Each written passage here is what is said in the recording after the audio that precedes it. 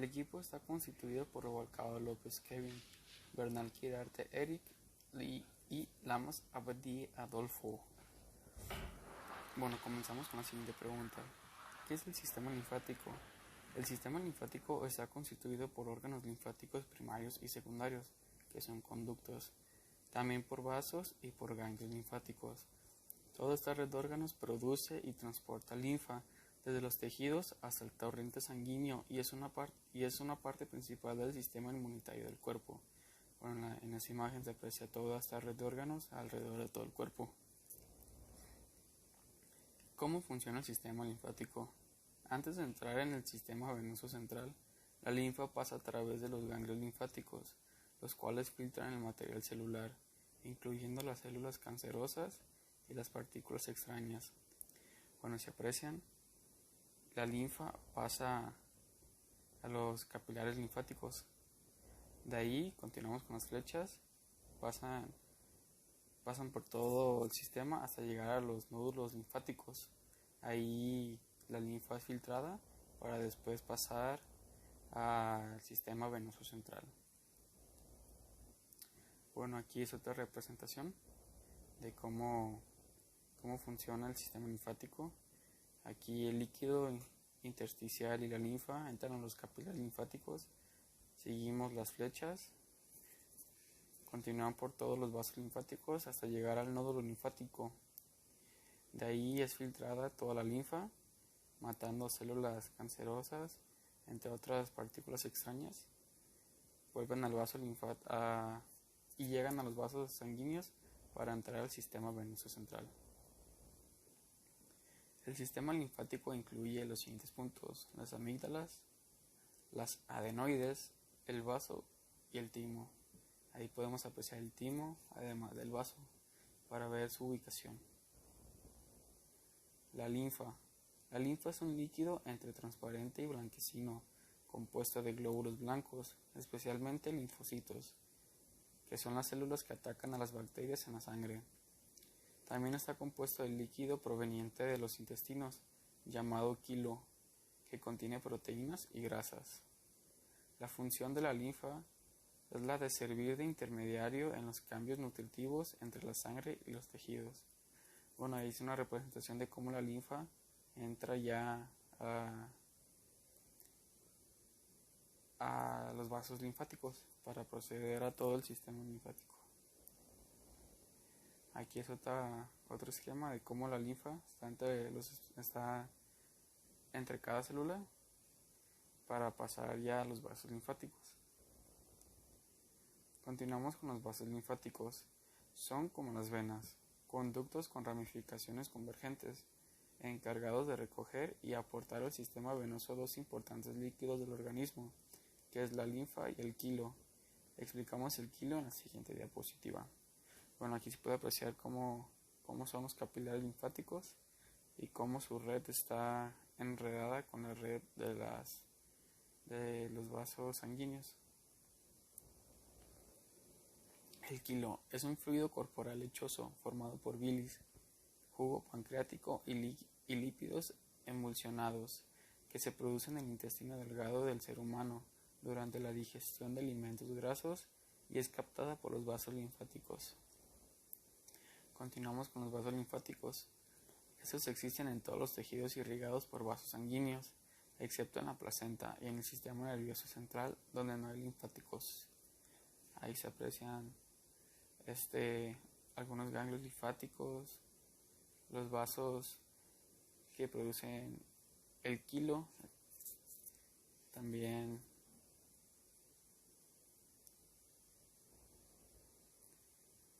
se originan en vasos capilares de un extremo cerrado. Tienen más volumen que los capilares sanguíneos y forman una red drenada por los vasos linfáticos, los troncos colectores y los conductos linfáticos. Bueno, ahí vemos cómo se detalla los capilares linfáticos, cómo entra la linfa hacia él. Bueno, existe la insuficiencia valvular, que permite el reflujo de la linfa, que esto nos perjudica, donde su éstasis genera edemas de origen linfático puro. Se aprecian la imagen superior izquierda podemos apreciar un vaso linfático sano en el que no hay ningún problema. Pero si ven la imagen a la derecha, hay un vaso linfático donde tiene una acumulación de líquidos, que es una malformación linfática.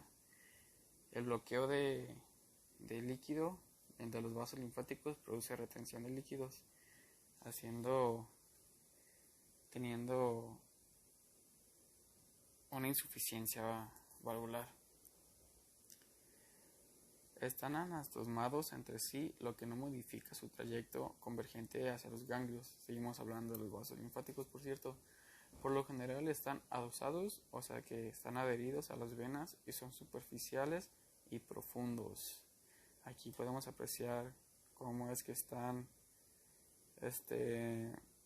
anastomados entre sí, como por así decirlo revueltos o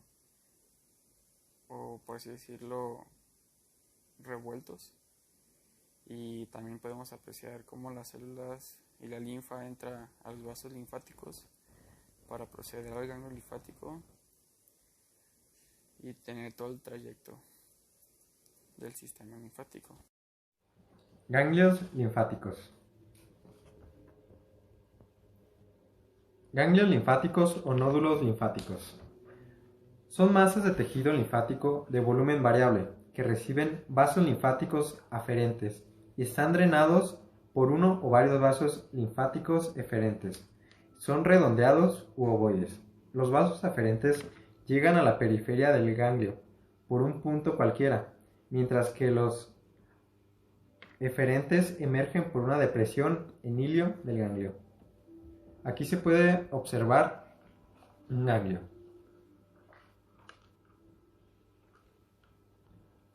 Habitualmente su color es gris rojizo. Los ganglios intratorácicos de drenaje pulmonar pueden estar impregnados de polvo de carbón, o también llamado antracosis, y volverse oscuros.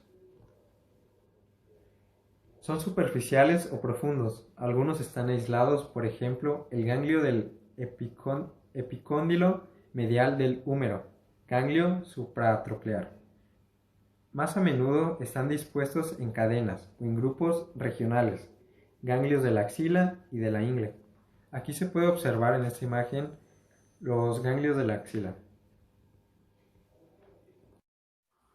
Su estructura se caracteriza por una cápsula periférica de la cual parten las trabéculas, tabiques conjuntivos centrales que circunscriben masa de células linfoides, los folículos.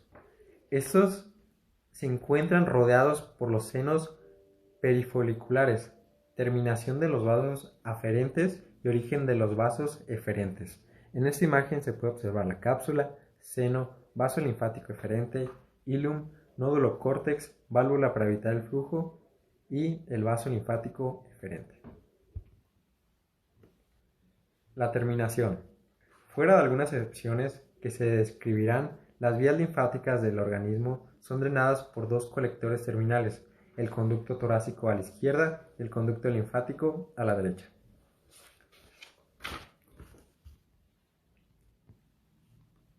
Estos terminan en los confluentes venosos yugulosubclavios correspondientes o en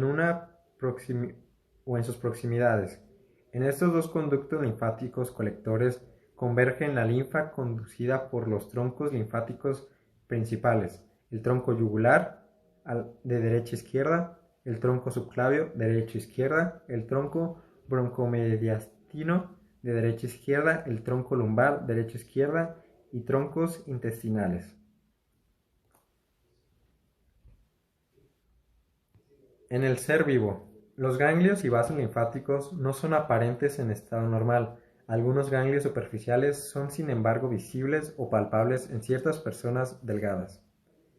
Las redes superficiales son visibles cuando están inflamadas, linfagitis.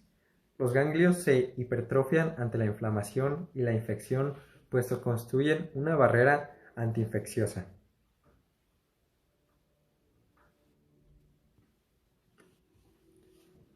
También se hipertrofian en ciertas enfermedades que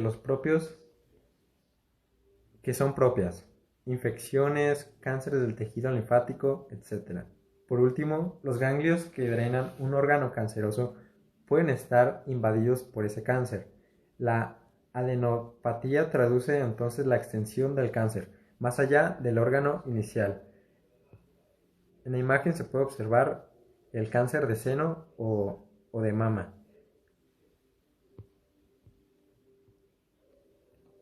El sistema linfático puede ponerse de manifiesto en el ser vivo por la linfografía, que es la radiografía en la cual se visualizan los vasos linfáticos y los ganglios opacificados mediante un producto radiopaco inyectado en la periferia.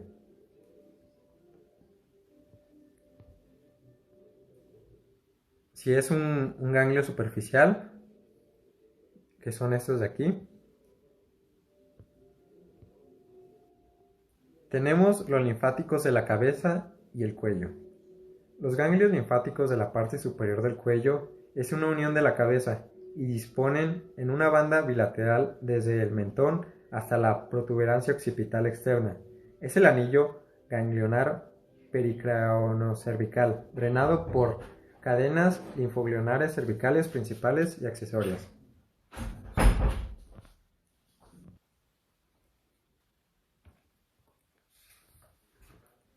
El anillo ganglionar pericráneo cervical está formado de atrás hacia adelante por los siguientes grupos linfoganglionares.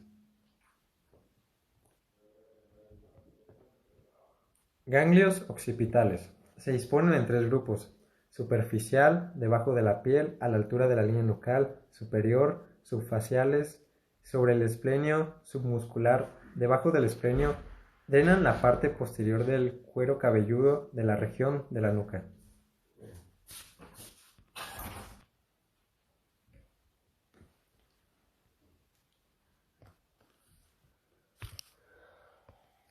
Ganglios mastoides.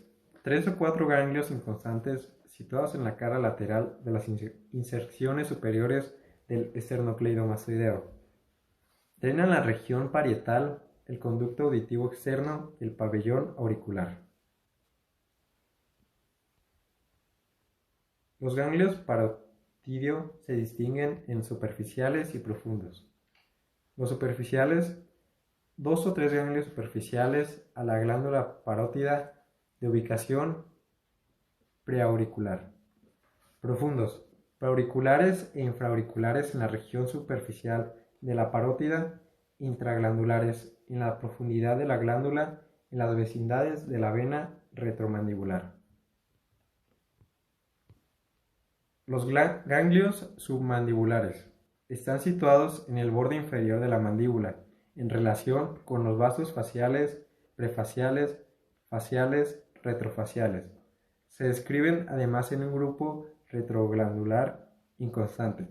Drenan la cara, las encías, los dientes, los labios y los bordes de la lengua. Ganglios submentonianos. Están aplicados contra el músculo miloioideo y entre los vientres anteriores de dos digástricos drenan el labio inferior, el mentón, la encía inferior, el piso de la boca y la cara inferior de la lengua. Los ganglios retrofaringios. Uno de los grupos ganglios linfáticos cervicales anteriores profundos están situados a la altura de las masas laterales del atlas, adelante de la hoja prevertebral de la fascia cervical, en contacto con el borde lateral de la pared posterior de la faringe. Ganglios yugulodigástricos, ubicados en el cruce entre la vena yugular interna y el vientre posterior del digástrico. Es el grupo más superior de los ganglios laterales profundos del cuello. Los ganglios linfáticos del cuello. Los ganglios linfáticos del cuello reciben los eferentes de los grupos antes mencionados, así como vías linfáticas que llegan directamente a la región cervical. Ganglios cervicales anteriores y laterales.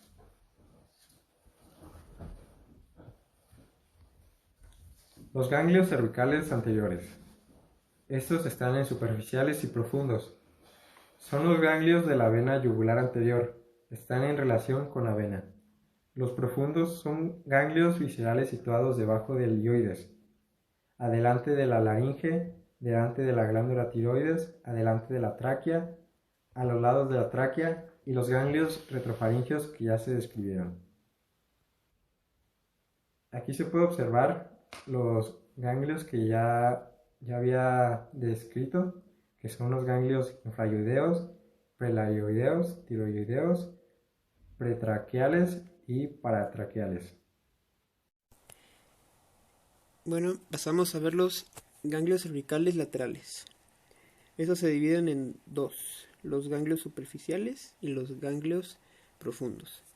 Los superficiales son los ganglios de la vena yugular externa. Rodean esta vena y recogen la linfa del pabellón auricular y la parte inferior de la glándula parotidia.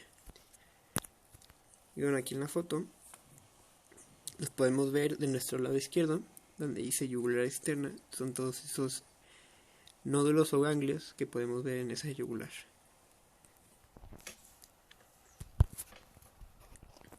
Pasamos a los ganglios profundos. Son los que drenan el tronco linfático yugular. Se dividen en dos, superiores y inferiores. Los superiores son los ganglios yugulodigásticos, que están en el cruce entre la vena yugular interna y en el vientre posterior del digástrico. El ganglio lateral, que está ubicado en la lateral de la vena yugular interna, y el ganglio anterior, que está delante de la yugular interna. Y están los inferiores, que es el ganglio yugulo-homioideo, entre la yugular interna y el homioideo. Y el ganglio lateral, que está ubicado en la lateral de la vena yugular interna, y ganglio anterior, que está ubicado delante de la yugular interna. Estos ganglios linfáticos están conectados entre sí por vasos linfáticos. Sus eferentes se reúnen en la parte inferior de un colector linfático, el tronco yugular, que termina en el conducto linfático a la derecha o el conducto torácico a la izquierda. En ambos lados, ya sea derecha o izquierda, pueden terminar directamente en el confluente yugulosubclavio. Y aquí tenemos una imagen de vista lateral. Si pueden ver, la vena yugular, la azul, la que está más gordita, ahí podemos ver todos los nódulos cervicales laterales profundos, superiores, en la parte de arriba, y siguiendo esa misma vena hacia abajo, podemos ver los inferiores.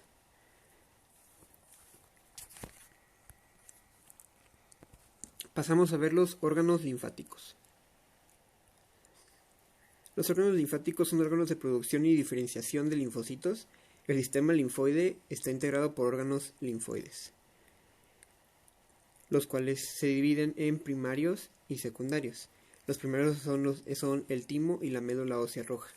Y los secundarios son el vaso, los ganglios linfáticos, los tejidos linfoides asociados a mucosas, por sus siglas en inglés MALT, que incluyen amígdalas, placas de Peyer y adenoides, que los vamos a ver más adelante.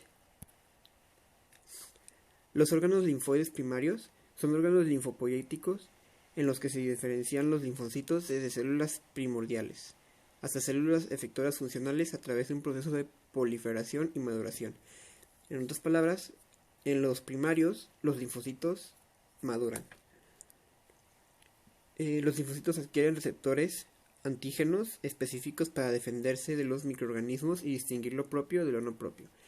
Es decir, lo que es dañino para tu cuerpo o lo que no es.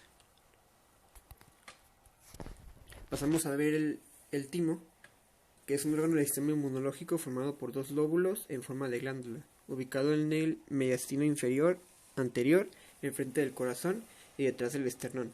Su función es la maduración de los linfocitos.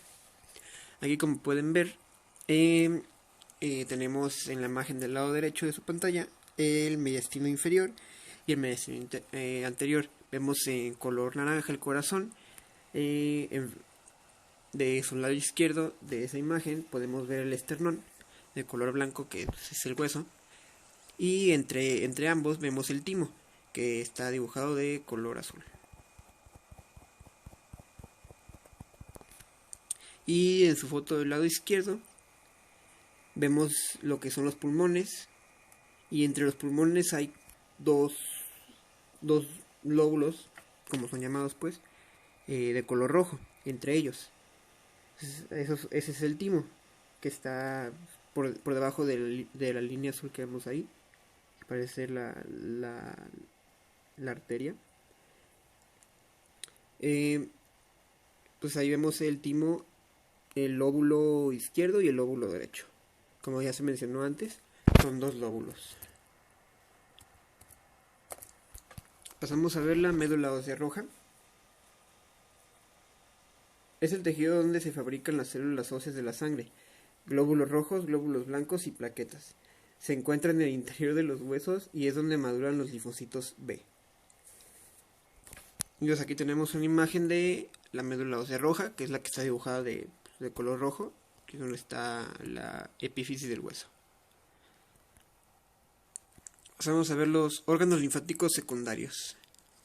Son lugares donde se crea el ambiente necesario para que los linfocitos puedan interaccionar entre sí, con los antígenos y las células presentadoras de antígenos, para dar una respuesta inmunitaria apropiada. También disemina la respuesta inmunitaria. Es decir, con disemina nos referimos a que distribuye o expande pues la defensa inmunitaria. Pasamos a ver los órganos que entran aquí, los ganglios linfáticos, los cuales ya se explicaron en la presentación anteriormente. Producen linfocitos, por lo que constituyen un verdadero dique contra los procesos infecciosos, es decir, una defensa. Pasamos a ver uno de estos más importantes de los secundarios, que es el MALT. Es un tejido linfoide asociado a mucosas. Se encuentra en el tracto gastrointestinal, respiratorio y genitourinario. Protegen con antígenos a que microorganismos no entren directamente a través de mucosas. Su respuesta es la secreción de inmunoglobina A secretora, que recubrirá la superficie mucosal, en todo caso el epitelial de los órganos. En esta se entran las placas de Peyer, que son unos cúmulos de tejido linfático que recubren anteriormente en las paredes del intestino delgado, que es por donde pues, debería estar los residuos de la digestión, los cuales son células sensibilizadas y especializadas en identificar los antígenos asociados a los alimentos que pasan a lo largo del tracto digestivo, debido a que contienen macrófagos que destruyen bacterias o microorganismos nocivos para el cuerpo humano. Es decir, es como una barrera que pues contiene macrófagos, los cuales, gracias a ellos, las bacterias y los microorganismos no entran a nuestro sistema, porque lo destruye. Y pues aquí vemos una laminilla. Lo que está circulado de rojo es una placa de Peyer, y así como vemos en ese mismo contorno, es como haciendo una U, ¿quién dice ahí? Una curva, perdón. Ahí podemos ver más placas de Peyer. En la imagen se muestran 4. Pasamos a ver las amígdalas y adenoides. Las amígdalas son órganos constituidos por glomerados de tejidos linfoide, situados debajo del epitelio de la boca y la faringe. Las adenoides, también llamadas vegetaciones, son una masa de tejido ubicada en la parte posterior de la cavidad nasal. Al igual que las amígdalas, las adenoides ayudan a mantener sano tu cuerpo al tapar las bacterias y los virus nocivos que inhalas o tragas.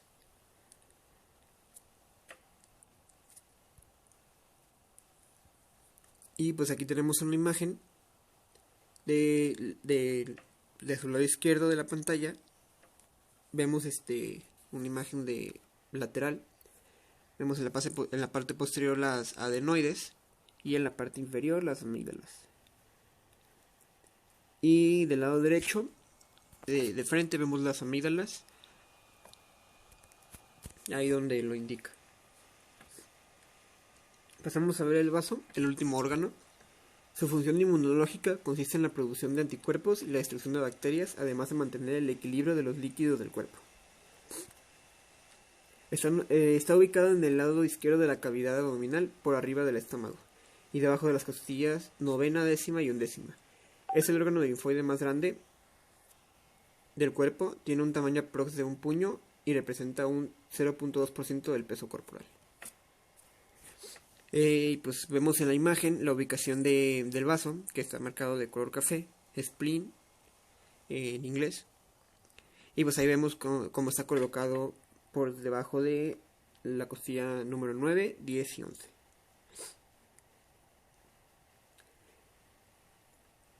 Este vaso posee una cápsula de tejido conectivo, la cual podemos ver alrededor de la imagen del vaso, de la que salen hacia el interior numerosas trabéculas que delimitan compartimentos.